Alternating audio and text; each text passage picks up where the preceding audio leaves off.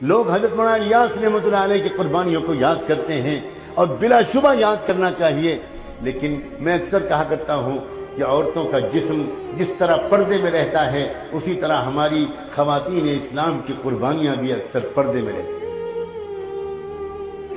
یاد کرو وہ دن جب حضرت مولانا الیاس رحمۃ اللہ علیہ نے اپنی جائیداد، باغ، کھیت سب بھول کر چھوڑ کر دن رات دین کی محنت میں لگ گئے۔ ان کے لوگوں نے ان سے بہت کہا کہ آپ کے پاس بڑی جائیداد ہے، باغات ہیں، لوگوں نے قبضہ کر لیا ہے، تھوڑی توجہ کر دیجئے۔ فرمایا کرتے تھے کہ میں ایک منٹ بھی ان چیزوں میں ضائع کرنے کی اپنے اندر ہمت نہیں پاتا۔ اللہ مالک ہے، میں تو اب بس دین کے کام کروں گا، اللہ کرے گا میرے ساتھ جو معاملہ کرے گا، اللہ میری کمزوری کو جانتا ہے۔ پھر آنے لگے امتحان، پھر وہ وقت آیا کہ رمضان مبارک کے دن تھے، بنگلے والی مسجد میں مہمان تھے، دسترخوان سحری کے وقت میں بچھایا گیا، لیکن دسترخوان پر جانتے ہو کیا رکھا گیا؟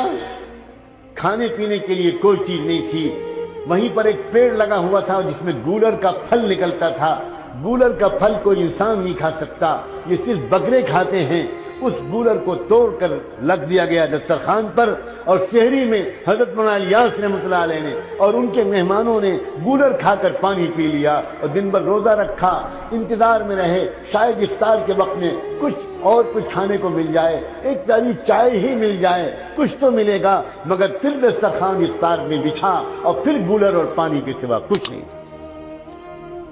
جب ایسے دن گزرنے لگے تو حضرت مولانا الیاس نے ایک مرتبہ اپنی بیوی سے کہا، ان کی بیوی اچھے رئیس خاندان کی تھی، اور ان سے کہا کہ دیکھو مجھے لگتا ہے اب میری قسمت میں تو یہی سب لکھا ہے، میں نہیں چاہتا کہ میری وجہ سے تم کو تکلیف پہنچے، میں خوشی خوشی تم کو آزاد کر دوں گا، کوئی تحفہ دے سکوں گا تو دے دوں گا، تم کو طلاق دے دوں گا، تم چلی جاؤ اپنے میکے واپس، اور پھر عدت گزارنے کے بعد میری دعا ہے کسی کھاتے پیتے انسان کے ساتھ تمہارا نکاح ہو، تم یہ تکلیف کب تک برداشت کرو گی؟ حضرت مولانا الیاس کی اہلیہ خاموش نہیں، ایک لفظ نہیں بولی، اٹھی اور کوٹری کے اندر گئیں، اور ایک پوٹلی انہوں نے چھپا کر رکھی تھی، اس میں کچھ زیور تھے اور کچھ روپے تھے، وہ لائیں اور لا کر ان کے قدموں پر رکھا اور کہنے لگی مجھے اپنے گھر سے، اپنے قدموں سے جدا مت کیجئے، یہ جو کچھ ہے میں حاضر کرتی ہوں۔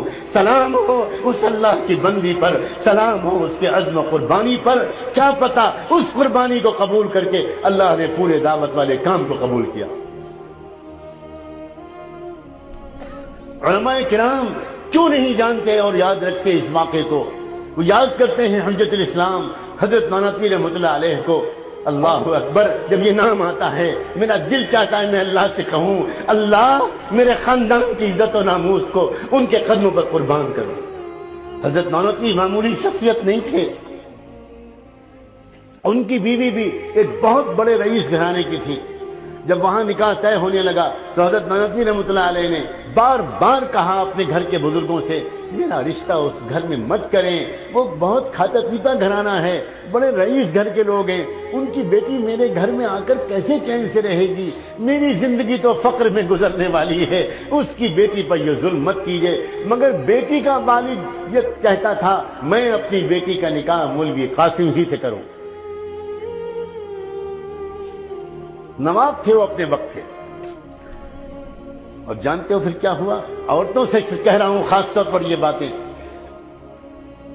نئی نویلی دلہن رخصت ہو کر آئی حضرت نانوتوی کی، باپ نے سر سے پیر تک کے لیے زیور بنوائے تھے، لاکھوں روپے کے زیور، 1 لاکھ سے زیادہ روپے کے، اس وقت یہ 1 لاکھ زیور، پورا بدن زیوروں سے ڈھکا ہوا تھا، بہت بڑے مالدار تھے وہ، اور انہوں نے اپنی بیٹی اور حضرت نانوتوی کی عزت کرتے ہوئے اتنے زیور کے ساتھ بیوی کو رخصت کیا۔